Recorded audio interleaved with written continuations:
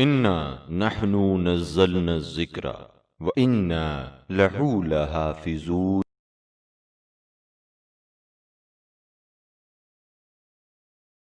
بسم اللہ الرحمن الرحیم، الحمد للہ رب العالمین والصلاة والسلام علی محمد وآلہ الطیبین الطاہرین۔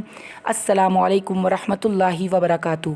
سلسلہ ذکر النساء کا آغاز بذات رسالت، دختر رسالت، ملکہ ولایت، مادر امامت، صدیقۃ الکبریٰ، معصومہ، طاہرہ، راضیہ، مرضیہ، تقیہ، نقیہ، شہزادی کونین حضرت زہرا علیہ الصلاۃ والسلام کے ذکر فضائل و مناقب سے کرتے ہیں۔ حضرت زہرا کون ہیں؟ اس سوال کے جواب میں غیر تو درکنار اکثر مومنین شیعان فاطمیہ بھی شہزادی کا تعارف خاندانی نسبتوں سے کرتے ہیں، جس میں حضرت زہرا کو رسول اعظم افضل الانبیاء کی بیٹی کی حیثیت سے، یا افضل الاوصیاء امیر المومنین علی بن ابی طالب کی زوجہ کی حیثیت سے، یا سردار جوانان جنت حسنین کریمین کی ماں کی حیثیت سے پہچانا جاتا ہے۔ اور علامہ اقبال نے بھی انہی نسبتوں کو نظر میں رکھتے ہوئے فرمایا تھا: مریم از یک نسبت عیسیٰ عزیز، از سہ نسبت حضرت زہرا عزیز۔ یہ خاندانی نسبتیں یقیناً اپنی جگہ پر اہم ہیں، اس لیے کہ کائنات کا مقدس ترین گھرانہ اہل بیت اطہار علیہ الصلاۃ والسلام کا خانوادہ ہی ہے، لیکن شہزادی کونین کا ذاتی منصب اور ان کی اپنی منزلت لوگ یا تو بھول جاتے ہیں، یا اس سے ناآشنا ہیں، یا اس کی معرفت نہیں رکھتے۔ وہ بھول جاتے ہیں کہ حضرت فاطمہ الزہرا علیہ الصلاۃ والسلام ان مقدس ترین رشتوں سے ہٹ کر بھی بحیثیت خود مالکہ ولایت الکبریٰ اور ولیۃ اللہ العظمیٰ ہیں۔ مثلاً آیت تطہیر کی نزول میں خداوند متعال نے حضرت زہرا کا تعارف رسول خاتم النبیین کے ذریعے سے، یا شوہر فاتح خیبر و خندق امام المتقین امیر المومنین علی بن ابی طالب کے ذریعے سے، یا بیٹوں کے ذریعے سے نہیں کروایا، بلکہ ان بزرگ ازواج مقدسات کا تعارف حضرت زہرا کے ذریعے سے یہ کہہ کر کروایا: ہم فاطمہ و ابوہا و علیہا و بنوہا۔ مطلوب رب کبریا زہرا کی ذات ہے، مطلوب رب کبریا زہرا کی ذات ہے، جزو جناب مصطفیٰ زہرا کی ذات ہے۔ قرآن پڑھ رہے ہو ذرا غور تو کرو، قرآن پڑھ رہے ہو ذرا غور تو کرو، کوثر جسے کہا گیا زہرا کی ذات ہے۔ وما ادراک من فاطمہ، تم کیا جانو کہ فاطمہ کون ہے؟ یہ حقیقت ہے کہ خدا نے جو فضائل انہیں بخشے اور اپنی جلالت میں جو حصہ شہزادی کو عطا کیا تھا، کائنات کی کسی عورت کے لیے ممکن ہی نہیں ہے کہ وہ ان کے مقام و منصب تک رسائی حاصل کر سکے۔ اس سے قبل کہ اہل زمین انہیں پہچانتے، اہل آسمان ان کی عظمت و رفعت کا اعتراف کرتے ہیں، اور ان کے حق میں شہزادی زہرا کی فضیلت میں قرآن مجید میں آیات محکمات نازل ہوئی ہیں۔ اس دور سے لے کر آج تک دن رات ان آیات کو پڑھا جا رہا ہے، اور اسی طرح قیامت تک یہ آیات پڑھی جاتی رہیں گی۔ وہ ایسی عظیم الشان شخصیت ہیں کہ جس قدر انسان اپنی روحانیت و معنویت میں اضافہ کرتا ہے، اس قدر اس پر اس عظیم شخصیت کے اسرار کھلتے ہیں، اس پر ان کی شخصیت کی خصوصیات و اوصاف منکشف ہوتے ہیں۔ یہ ہیں حضرت زہرا، اللہ نے خود ان کی تعریف و ثنا کی ہے: ان اللہ یغضب بغضبها ومرضی لرضائها۔ ان کی رضا سے وہ راضی ہے، اور ان کے غضبناک ہونے سے خدا غضبناک ہے۔ طبری ابن عساکر، حاکم حسکانی نے شواہد التنزیل میں ابی امامہ سے روایت نقل کی ہے کہ رسول نے ارشاد فرمایا کہ خدا نے انبیاء کو مختلف درختوں سے پیدا کیا، اور مجھ کو اور علی کو ایک درخت سے پیدا کیا۔ میں اس درخت کی جڑ ہوں، علی اس کا تنا، فاطمہ اس کا پھول، اور حسن اور حسین اس کے پھل ہیں۔ جس نے اس درخت کی شاخوں کو پکڑا اس نے نجات پائی، اور جو ان سے منحرف ہوا وہ گمراہ ہوا۔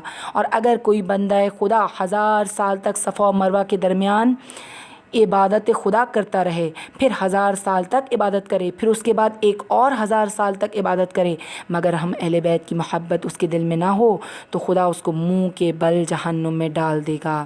پھر رسول نے آیہ مودت کی تلاوت فرمائی: لہٰذا اگر کوئی مسلمان 3000 سال تک خدا کی عبادت کرے، اور کہاں کرے؟ صفا و مروہ کے درمیان کرے، لیکن ولایت اہل بیت، ولایت فاطمہ پر ایمان و اعتقاد نہ رکھے، نہ تو اس کی عبادت شمار ہوگی، نہ اس کی عبادت قبول ہوگی، اور اس کا ٹھکانہ، اس کی جگہ جہنم ہوگا۔ رسول شہزادی کی عظمت و جلالت کو، قدر و منزلت کو بیان کرتے ہوئے ارشاد فرماتے ہیں: فاطمہ بضعۃ منی من اضاها فقد اضانی، من اضانی فقد اضی اللہ۔ فاطمہ میرے بدن کا پارا ہے، جس نے اسے اذیت دی اس نے مجھے اذیت دی، اور جس نے مجھے اذیت دی اس نے اللہ کو اذیت دی۔ رسول اکرم صلی اللہ علیہ وآلہ وسلم نے اپنی دختر کو ایک ایسی ملکوتی سند عطا کی جو کائنات میں کسی دختر کو نصیب نہ ہوئی۔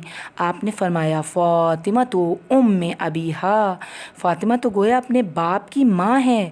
رسول کی ملکوتی حدیث حقیقت میں اس جاہ و جلال کے کمال کی ترجمانی ہے جو رب العالمین کی طرف سے بذریعہ سید الانبیاء شہزادی کونین کو عطا کیا گیا تھا، کیونکہ خاتم الانبیاء کے بارے میں قرآن میں خدا ارشاد فرماتا ہے وما ينطق عن الهوى ان هو الا وحی یوحی۔ گویا رب جہان نے واضح کر دیا میرا نبی جب گفتگو کرتا ہے زبان اس کی ہوتی ہے لیکن فرمان میرا ہوتا ہے۔ اور رسول کے نزدیک فاطمۃ الزہرا اس طرح محترم ہے جس طرح ایک ماں اولاد کے لیے ہوتی ہے، کیونکہ شہزادی اپنے باپ کی ماں ہیں۔ یہ خاتون جنت کی وہ فضیلت ہے جو تاریخ بشریت میں کسی اولاد کو حاصل نہیں ہوئی، کیونکہ سرتاج انبیاء کے علاوہ کسی نبی نے اپنی دختر کے لیے نہیں فرمایا میری ماں ہے، اور باپ بھی وہ جو سید الانبیاء باعث تخلیق کائنات فخر موجودات رحمت للعالمین شفیع المذنبین ہیں، جن کے بارے میں خالق ارض و سما کا فرمان ہے لولاک لما خلقت الافلاق، اے میرے حبیب، اے میرے پیغمبر، اگر آپ نہ ہوتے تو میں آسمان اور مخلوقات کو خلق ہی نہ کرتا۔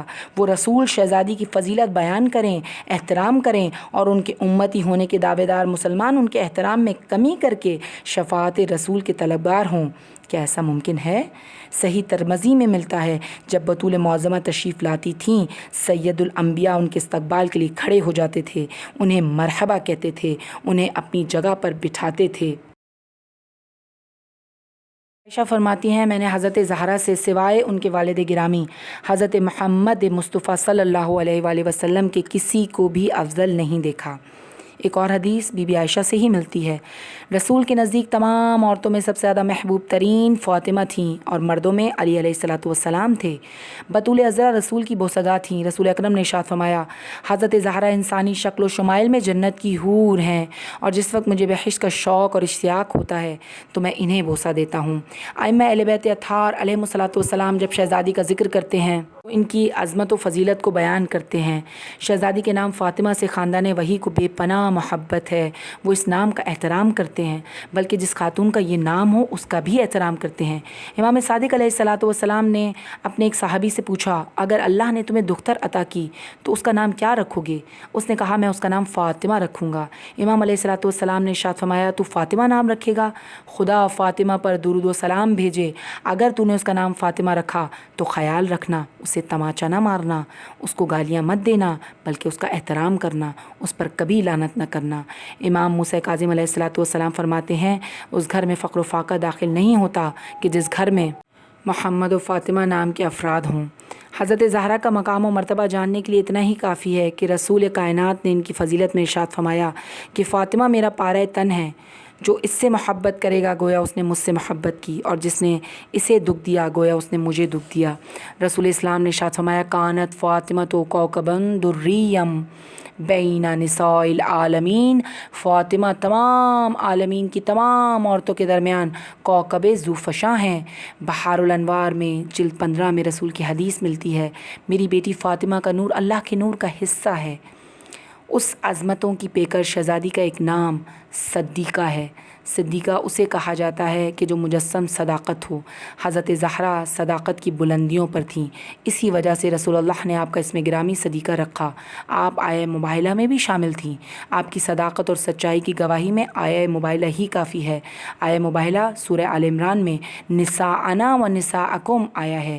تمام مسلمان خواتین میں صرف حضرت زہرا کو یہ عظمت و جلالت حاصل ہوئی کہ اللہ کے رسول نے انہیں مباہلہ کے لیے منتخب کیا، حالانکہ خدا نے فرمایا تھا تم اپنی عورتوں کو دعوت دو۔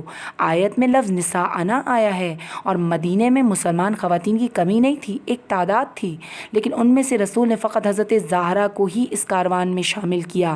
علامہ قندوزی نے رسول سے نقل کی ہے روایت، رسول نے ارشاد فرمایا اگر خدا کے علم میں ہوتا کہ اس روئے زمین پر علی، فاطمہ، حسن اور حسین سے زیادہ کوئی فضیلت کا مالک ہے ہے تو وہ مجھے حکم دیتا کہ میں انہیں اس کاروان ملکوتی میں لے کر جاؤں۔ چھٹے امام نے ارشاد فرمایا خاتون جنت سیدہ فاطمہ زہرا صدیقہ کبریٰ تھیں، ان کی معرفت کے ارد گرد پوری کائنات چکر لگاتی ہے۔ امام رضا علیہ الصلوۃ والسلام ارشاد فرماتے ہیں ان فاطمہ صدیقۃ الشہیدہ، بے شک فاطمہ بہت زیادہ سچ بولنے والی ہیں جو کہ شہیدہ ہیں۔ صلی اللہ علیہ وآلہ وسلم نے ارشاد فرمایا اے علی، میں نے اپنی بیٹی فاطمہ کو کچھ وصیتیں اور سفارشیں کی ہیں اور اس کو حکم دیا ہے کہ وہ تم کو تلقین کرے، بس تم اس سے پوچھ لینا، وہ صادقہ ہے، صدوقتہ ہے۔ پھر شہزادی کو اپنے سینے سے لگایا، بوسہ دیا اور فرمایا فدا کا ابو کا، اے فاطمہ تیرا باپ تجھ پر قربان ہو جائے۔ ایک اور جگہ رسول اکرم نے ارشاد فرمایا فدا کا ابی و امی، فاطمہ جان آپ پر میرے ماں باپ قربان ہو جائیں۔ کتاب فاطمہ الزہرا من المہد لحد سے ایک تاریخی مناظرے کا ذکر کرنا چاہوں گی۔ جب مولا نے خلیفہ اول سے حضرت زہرا کی عصمت و عظمت کو ثابت کرنے کے لیے مناظرہ کیا تھا تو آپ نے آیت تطہیر سے تمسک کیا تھا۔ امام نے خلیفہ اول سے پوچھا یا ابا بکر اتقرؤ کتاب اللہ، کیا تم نے اللہ کی کتاب پڑھی ہے؟ انہوں نے جواب دیا جی ہاں پڑھی ہے۔ امام نے آیت تطہیر کی تلاوت کی اور پوچھا یہ آیت کس کی شان میں نازل ہوئی ہے، ہماری شان میں یا کسی اور کی شان میں؟ آیت تطہیر اہل بیت اطہار علیہ السلام کی شان میں نازل ہوئی اور اس کے نازل ہونے کے بعد رسول نے جو عمل انجام دیا اس کو 9 صحابہ نے نقل کیا ہے۔ اس آیت کے نازل ہونے کے بعد رسول تقریباً زندگی کے آخری ایام تک جب نماز صبح کے لیے مسجد تشریف لے جاتے تھے پہلے در زہرا پر آتے تھے، سلام کرتے تھے السلام علیک یا اہل بیت النبوہ و معدن الرسالہ۔ راوی کہتا ہے 6 مہینے میں مدینے میں تھا، ہر روز اس واقعے کو دیکھتا تھا۔ ایک اور راوی بیان کرتا ہے کہ میں 12 ماہ مدینے میں تھا اور رسول اکرم کے اس طرز عمل کا روز مشاہدہ کیا کرتا تھا۔ ابو بکر نے جواب دیا کل فیکم، تمہاری شان میں نازل ہوئی ہے۔ مولا نے ارشاد فرمایا اگر فاطمہ بنت رسول اللہ ان کی عصمت و پاکیزگی کے خلاف کسی کام پر گواہ قائم ہو جائیں تو تم کیا کرو گے؟ کہا میں ان پر اسی طرح سے حد قائم کروں گا جس طرح سے باقی مسلمان عورتوں پر حد قائم کرتا ہوں۔ امام نے فرمایا اس صورت میں تو اللہ کے نزدیک دین اسلام سے باہر نکل جائے گا۔ پوچھا وہ کس طرح؟ فرمایا کیونکہ تو نے ان کی الہی طہارت و پاکیزگی کی شہادت کو رد کر دیا ہے اور اس پر لوگوں کی شہادت کو قبول کیا ہے، اس صورت میں تم اسلام سے باہر ہو جاؤ گے۔ اہل بیت اطہار علیہ السلام کی توہین کرنا کوئی نئی بات نہیں ہے، بلکہ یہ سلسلہ رسول کی رحلت کے بعد ہی شروع ہو گیا تھا۔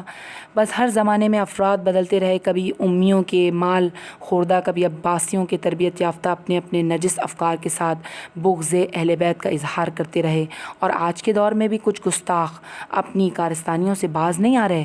جناب زہرا فدق کے دعوے میں سچی تھیں، سچی ہیں، نہ صرف فدق بلکہ زہرا سے بیان کردہ ایک ایک حرف حق ہے۔ فاطمہ الزہرا شیعوں کے لیے حجت ہیں، ائمہ اطہار علیہ السلام کے لیے حجت ہیں۔ جو شہزادی کو خطا کار کہے یا ان کے حق اور ان کی فضیلت کا انکار کرے وہ خود خطا کار ہے۔ بہت سی روایات ہیں جن سے ثابت ہوتا ہے کہ سیدہ زہرا کی عادات و فضائل رسول سے مشابہ تھے۔ سیدہ گفتار و رفتار میں سب سے زیادہ رسول کے مشابہ تھیں۔ جب کائنات میں بعد رسول سیدہ زہرا سے سچا اور کوئی نہیں تو آج کل کے کسی انسان کی کیا جرت جو ان کو نعوذ باللہ صد نعوذ باللہ خطا کار کہے۔ عقل انسانی ناظرین گرامی فاطمہ زہرا کی ذات کی حقیقی معرفت سے عاجز ہے۔ ادیبوں، دانشوروں، خطیبوں کی زبانیں ان کے فضائل و خصائص کو بیان کرنے سے قاصر ہیں۔ ایسی عظیم خاتون کے فضائل و کمالات کس طرح بیان کیے جا سکتے ہیں جو نبوت و امامت کے اکٹھا ہونے کا مقام ہے، رسالت و ولایت کا سنگم ہے، اور دنیا کے فنا ہونے تک شمس و شموس ہدایت کے ظاہر ہونے کا مقام ہے۔ حضرت زہرا کی پاکیزہ زندگی کرامات کا ایک سمندر ہے اور ان کے وجود و توسل سے فیضیاب ہونے کا سلسلہ اب بھی جاری ہے اور قیامت تک جاری رہے گا۔ حضرت زہرا ایک بلند و بالا پرعظمت مبارک اسم ہے۔ اس نام کی برکت سے حکومتیں قائم ہوئیں، عظمتوں کی بنیاد ڈالی گئی اور اسی نام سے ظالم اور ستم پیشہ حکومتوں کا خاتمہ ہوا۔ آپ کی محبت عظیم ابدی سعادت ہے۔ آپ کا ذکر کرنا، آپ کی معرفت حاصل کرنے کی کوشش کرنا، آپ کے فضائل کو بیان کرنا سعادت ہی سعادت ہے، نفع ہی نفع ہے، اور ایسا نفع جو نہ ختم ہونے والا ہے نہ محدود ہے بلکہ ابدی ہے اور روز بروز نشوونما پانے والا ہے۔ خدا ہم سب کو شہزادی کی معرفت حاصل کرنے کی، ان کی سیرت پر عمل پیرا ہونے کی توفیق اور سعادت نصیب فرمائے۔ والسلام علیکم ورحمۃ اللہ وبرکاتہ۔